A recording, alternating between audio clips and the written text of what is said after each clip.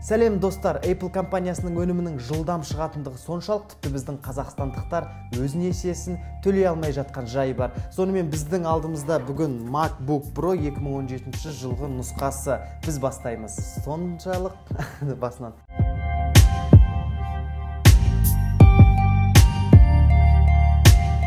Дәл қазір осы жаңа мынау аппақ қорапшаны ашып сіздерге таныстыратын боламыз.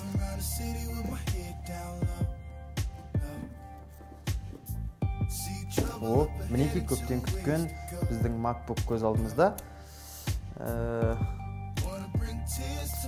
Шамамен 1 килограммнан асып қалады дегенмен өте жеңіл. Бізде мінекей қуат блогы, сонымен қатар және оның розеткаға кигізілетін, яғни бөлігі. Одан кейін мінекей қуаттандырғыш сымы. Ең маңыздысы ол біздің мынау алдымызда тұрған MacBook. Бұл MacBook ноутбугының бірден бір артықшылығы плюсы, яғни бұл мінсіз дизайны.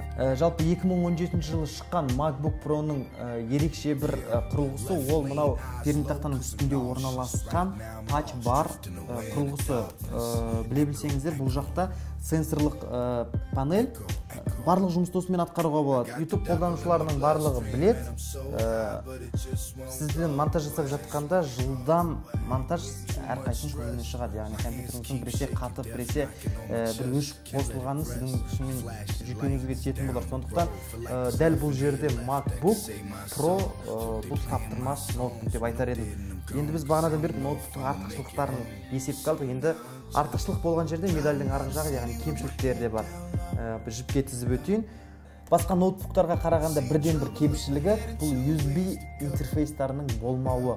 Яғни қалаған флешканы, қалаған хард дискті сіз мына жерге сала алмайсыз. Thunderbolt 3 атты осындай тесіктері бар, интерфейстары. Тек осы арқылы ғана сіз өз флешканы сала аласыз. Мен осы үшін арнайы мына бір кішкентай нәрсені осы үшін сатып алдым. Бағасы біздің Алматыда 5000 теңгені құрайды. Сол себепті де мұның бағасын кемшіліктер қатарына әбден кіргізуге болады. Негізі сыйдыруға болады еді, мына жерге бір жеріне SD-ді қойып. Себебі фотоаппаратпен жұмыс жасайтын көп блогерлар білет, оларға SD кетігі міндетті түрде қажет болады. Бұл жақта Adobe-тан көрі Final Cut жылдам жұмыс жасайды. Білесіздер, мен бір таңғалатындығы, кейбір адамдар бар, MacBook сатып ала отырып, оған Windows бағдарламасын орнататын. Бұл менің ойымша барып тұрған ақымақтық. Қысқасы, сіз жасайтын видеолардың мінсіз және жоғары сапалы болуын қаласаңыз, онда мынау MacBook Pro сізге таптырмас ноутбук болып табылады. Басқа ноутбуктарға қарағанда мен осы жерін бағалайтын едім.